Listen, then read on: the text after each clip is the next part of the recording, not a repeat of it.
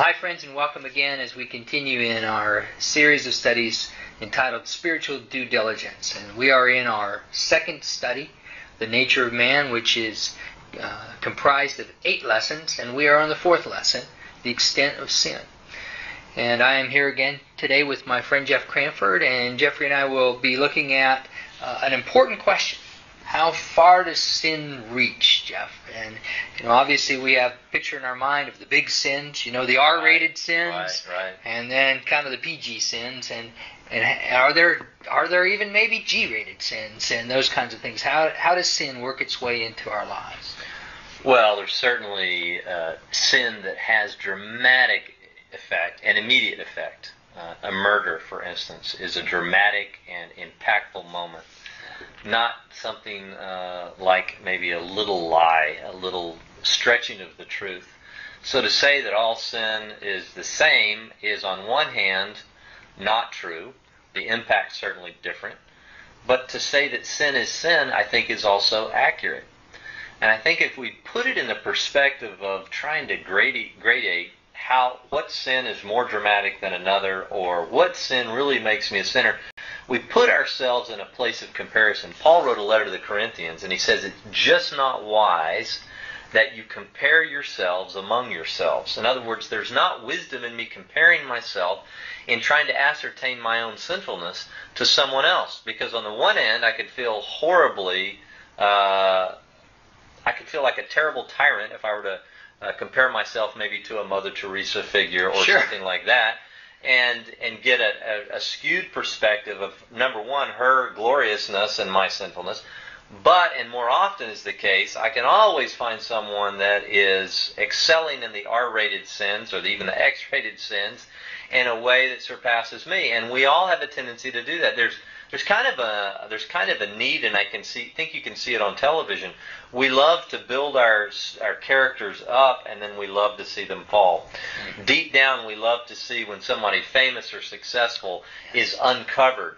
And there's this deep kind of a strange thing because it makes us feel either less sinful or better about ourselves. I think the real place that we need to come to, rather than comparing ourselves one to another, is we compare ourselves to the Word. Jesus, in fact, says, we mentioned a few studies ago, is the Word become flesh.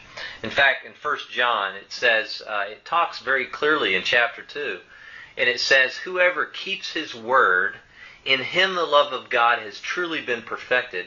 By this we know that we are in Him. And then it says this, the one who says he abides in Him ought himself to walk, catch this, in the same manner as He walked. So if you compare yourself to Jesus, you fall dreadfully short. I can't walk in the way He walked. Think about it. Here you want to talk about condescension. He moved from being God, and from all of eternity, as the prophets have seen, this one whose comings and goings have been from all of eternity, Micah 5:2, takes on human flesh, comes down on a rebellious little mud heap in the middle of a seemingly insignificant galaxy, in the middle of an infinite cosmos, and condescends to the point of becoming a human. And not only is He not born in 2008 in the Waldorf Astoria with room service and shuttle service and limos and everything else, with an infinite bank account, He comes down in a fairly seemingly insignificant moment in time, history, proven now to be different, right? But raised in Nazareth, and one of the disciples said, "What good thing can come out of Nazareth?" I mean, this was akin to maybe a little podunk town in the middle of West Texas, seemingly unimpressive. And you're a Texan, so you can say that. And I can say that because I'm a Texan. And so He comes down and He takes on this. Now, not to mention He lives His life for us. He gives His life for us. So in comparison to that, we say, well, I'm just trying to avoid the R-rated sins. I'm trying to avoid murder, and I've avoided that, therefore God has nothing against me. No, he who abides in Him ought to himself walk in the same manner. Our comparison really is God. And in that comparison, we may rise above a Jeffrey Dahmer, a Hitler, a Pol Pot, you name the historical characters that we might consider hideous. We might rise above them, but we are still so low relative to Him that we can sense that we don't measure up. Now, again, that would be just horrible, and what a depressing faith to live in, except for Jesus is the prescription. And so as it relates to sin, Jeff, I think we need to clearly see sin. Yes, there's different grades of sin, but sin essentially is not being like God in the manner prescribed by God, which is God living on the inside of us. Sure. And so outside of that, we all fall short. Yeah. It's a small thing sometimes can just worm its way in, can't it? I mean, we've all known about golf courses that have lost large numbers of trees to little tiny worms, right. Little tiny bugs. Nobody went and chopped them down in some dramatic thing, but boy, over time, those things eat us up, don't we? We all have a tendency to underestimate the fallenness in our own life. We think, this is a common statement in our culture, hey, leave me alone as long as I'm not hurting another. We don't realize how deeply, when we're transformed by sin into and live in sin, the impact that has on those around us and ultimately on a culture. So sin always seems small. That's if it seems huge, Satan doesn't come to us and say, if we've just lived a normal life and a normal upbringing, go kill that guy. Mm-hmm. He's not going to get our attention. But maybe talk about that guy. I mean, discredit that guy.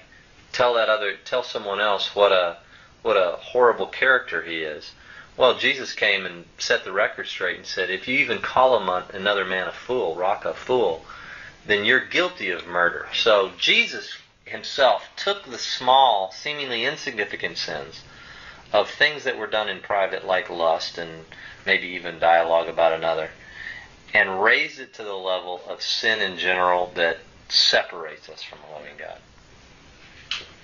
Friends, this is difficult material, obviously. I mean, it calls us all on the carpet.